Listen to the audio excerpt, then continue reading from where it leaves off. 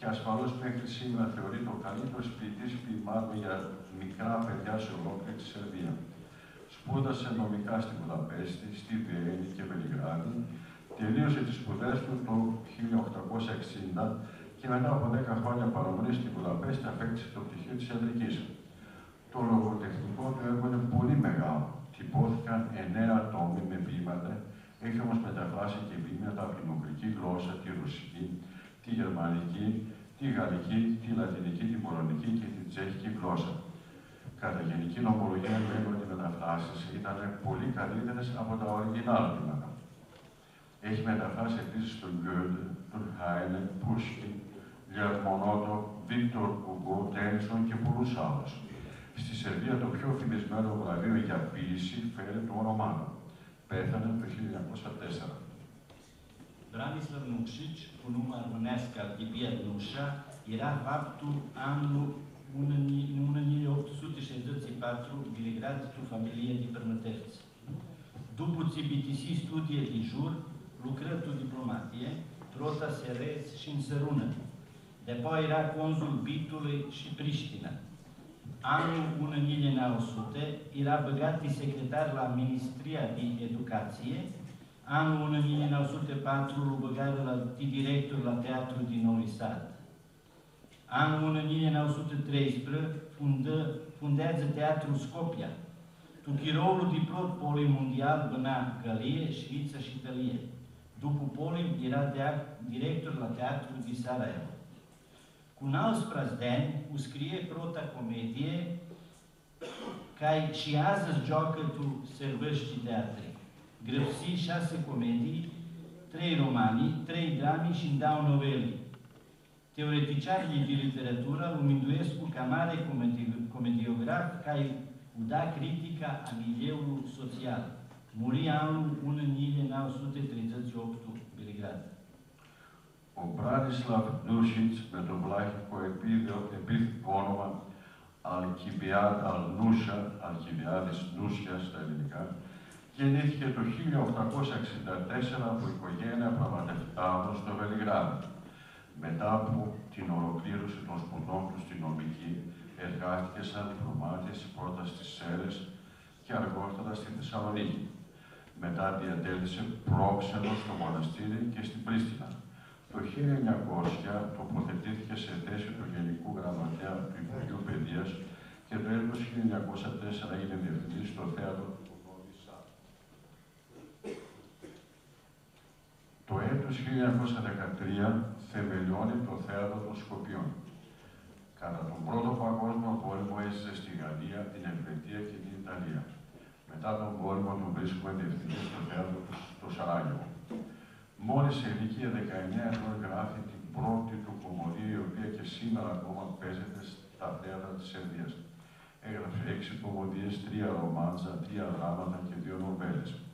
Οι θεωρητικοί της λογοτεχνίας και του θεάτρου τον θεωρούν ως τον μεγαλύτερο κομμωδιογράφο που σατυρίζει με επιτυχία το κοινωνικό περίγυρο του.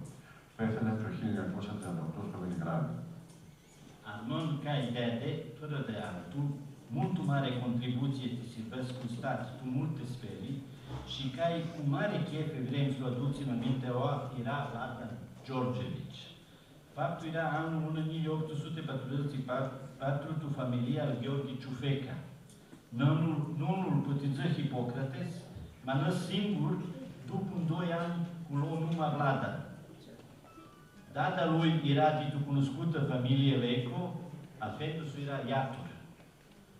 Ca licean lucrăpsit prostul roman. Cu stipendia de stat era petrecut Viena să învețe medicina. Cu activitatea contra regimului, stipendia lui loră. Ma după calitetul ți-l avea,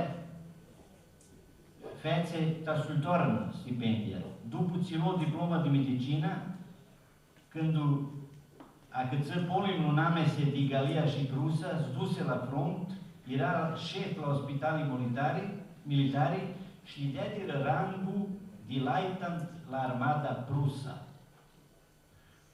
Βλάχος με ιδιαίτερη και ασύγκριτα μεγάλη συνεισφορά στο σερβικό κράτος σε όλα τα πεδία και τον οποίο με πολύ καλή διάθεση θέλουμε να τον αναφέρουμε εδώ, υπήρξε ο Βλάνταν Τζόρτζεβιτς, που γεννήθηκε το 1844 και είναι ένα απόγονος της οικογένειας Γιώργιος Τσουφέκας.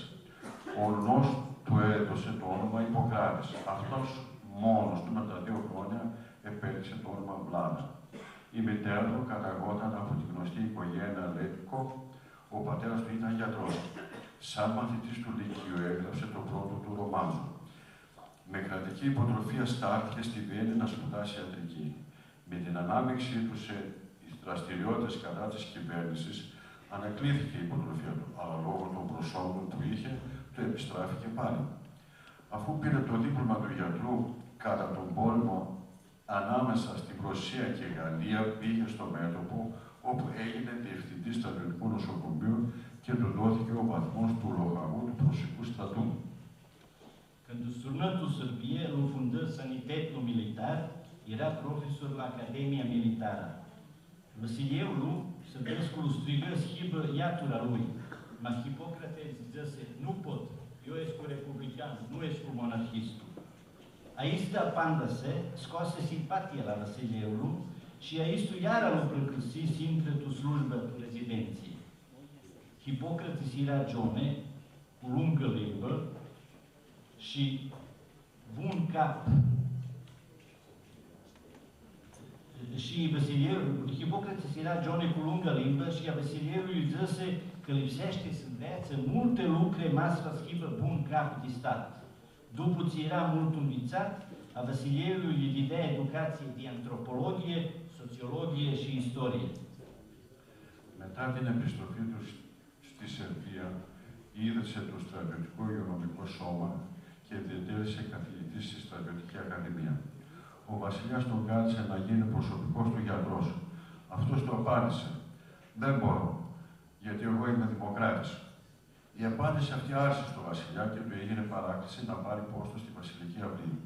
Ο Ιπποκράτης, που ήταν θαραλέος και με γλώσσα που δεν την κρατούσε εύκολα, απάντησε στον βασιλιά ότι ο βασιλιάς πρέπει ακόμα να διδαχθεί πάρα πολλά άμα θέλει να γίνει άξιος ηγέτης του κράτους. Καθώς ο Ιπποκράτης ήταν πολύ μορφωμένος, μετέδωσε πολλές γνώσεις στο βασιλιά σχετικά με την ανθρωπολογία, την κοινωνιολογία και την ιστορία. Nu slușcea tot Belgradul. Era cu mare cap, cu piept învârligați și avea boțea hundoasă și grosă.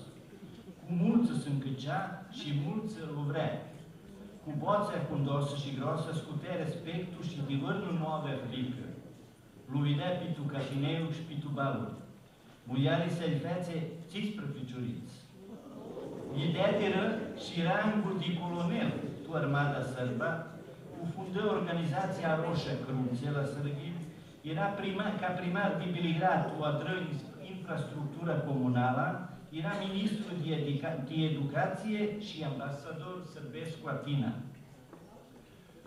Ήταν γνώστος σε όλο το Πελιγράδι. Μάλλον με πολλούς. Πολλοί όμως ήταν αυτοί που τον αγαπούσαν. Με βαθιά και δυνατή φωνή επέβαλε τον σεβασμό και δεν φοβόταν κανένα. Τον έβλεπε κανείς στα καφενεία και στους χορούς. Η γυναίκα του γέννησε 15 παιδιά. Ο σερβικός στρατός τον προβίβασε στο βαθμό του συνταγματάρχη. Θεμελίωσε την οργάνωση του Ερυθρού Σταυρού και σαν δήμαρχος του Βελιγραδίου ίδρυσε την κοινωνική υποδομή της πόλης και διατέλεσε υπουργός παιδείας και πρέσβης στην Αθήνα. De contribuție ca chirurg, istoric, politician, literat și academician. După limba mare, lui băgară pensia anul 1894 și nu sfugiți bănează Parișii. Margonia lui strigară stornă și ca slupitrecă de ambasador Constantinopole. Când vrea schibă arogant, Maxus tușa, așițe fețe la audienția la sultanul Abdul Hamid. Sultanul Ghestu, Aistul o achichisi cu simpatie și al Hipocrates idea de băcișe cal arab. Ți era adete maști reprezentanti de mărle state. Cu influență ți-o avea Constantinopole și la sultanul scoase decizie ta suntlită mitropolia bulgară Scopia și suhacă mitropolia sârbă. Anul 1898, Vasilievul îl băgă pe prezidentul a guvernului sârbesc. Ca prezidentul căpta Arad de jur și lucrare. Muria uș ma tot în dreptul de discuție și polemică. Este tinit pistipsire că un om poate ahtare succes să facă de una bană.